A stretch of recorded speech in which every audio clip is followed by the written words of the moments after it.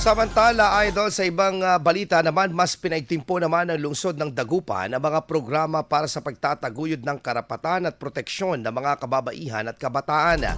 Kaugnay po nito, ipinatawag po ang mga miyembro ng Barangay Violence Against Women and Children o yung VAUC Desk Officers upang sumailalim sa oryentasyon. Layunin po nitong maibahagi ang kaalaman at kasanayan sa pagpapalakas at sa pagpapatupad ng mga hakbang laban sa anumang uri ng mga pang-aabuso. Tinalakay po sa nasabing pagtitipon ng iba't ibang mga programa at interbensyon, partikular na ang pagtutok sa mga kasong kinasasangkutan ng pang-aabuso sa kababaihan at kabataan. Nauna nang inihayag ng lokal na pamahalaan ng Dagupan ang kanilang layunin na tuluyang mapuksa ang lahat ng uri ng abuse o karahasan lalo na sa mga batang Dagupenyo. IFM News. IFM News. IFM News.